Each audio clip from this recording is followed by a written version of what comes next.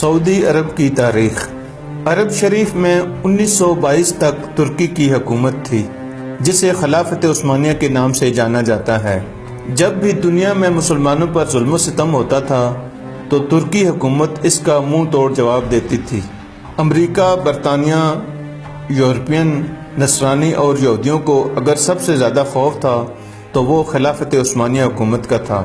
امریکہ Europe جیسوں کو معلوم تھا کہ جب تک خلافت عثمانیہ ہے ہم مسلمانوں کا کچھ بھی نہیں بگاڑ سکتے۔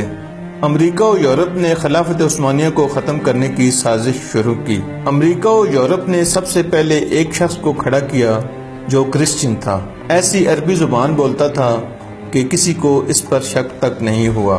اس نے عرب لوگوں کو خلافت عثمانیہ کے خلاف یہ کہہ کر گمراہ کرنے کی ناکام کوشش کی کہ تم عربی ہو اور یہ ترکی اجمی یعنی غیر عربی ہیں، ہم اجمی کی حکومت کو کیسے برداشت کر رہے ہیں۔ لیکن اس وقت کے عرب سنیوں نے اس کی ایک نہ مانی۔ یہ شخص لانس آف عریبین کے نام سے مشہور ہوا۔ آپ لانس آف عریبین لکھ کر گوگل پر سرچ کریں۔ پھر امریکہ نے ایک اور شخص کو کھڑا کیا جس کا نام ہمفرے تھا۔ آپ گوگل پر ہمفرے کو سرچ کر کے پڑھ سکتے ہیں۔ ہمفرے کی ملاقات ابن عبد الوہاب نجدی اور عرب کے ایک قبیلے کے سردار سے ہوئی۔ اس کا نام ابن سعود تھا۔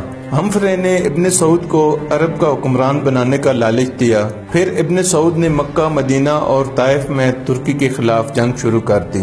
مکہ، مدینہ شریف اور طائف کے لاکھوں مسلمان ابن سعود کی فوج کے ہاتھوں شہید ہوئے۔ جب ترکی نے دیکھا کہ ابن سعود ہمیں عرب سے نکالنے اور خود عرب پر حکومت کرنے کے لیے مکہ، مدینہ شریف اور طائف کے بے قصور مسلمانوں کو شہید کر رہا ہے، تب ترکی نے عالمی طور پر یہ اعلان کر دیا کہ ہم اس پاک سرزمین پر قتل و غارت پسند نہیں کرتے۔ اس وجہ سے ہم خلافت عثمانیہ کو ختم کر کے اپنے وطن واپس جا رہے ہیں۔ پھر عرب کے مسلمانوں کا زوال شروع ہوا۔ حجاز مقدس کا نام 1400 سال کی تاریخ میں پہلی بار بدلا گیا۔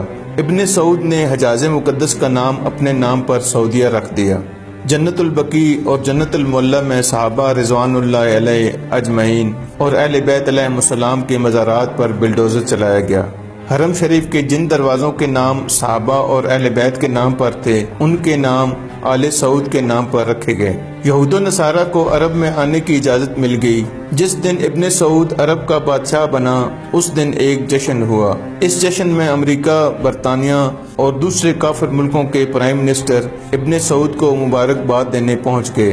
جس عرب کے نام سے یہود و نصارہ کانپتے تھے وہ سعودیہ امریکہ کے اشارے پر ناچنے لگا اور آج بھی رندوں کے ساتھ ناچ رہا ہے۔ یہود و نصارہ کی اس ناپاک سازش کا ذکر کرتے ہوئے علامہ ڈاکٹر محمد اقبال نے اپنے کلام میں لکھا ہے، وہ فاقہ کش جو موت سے ڈرتا نہیں ذرا، روح محمد اس کے دل سے نکال دو، فکر عرب کو دے کر فرنگی تخیلات، اسلام کو حجاز اور یمن سے نکال دو۔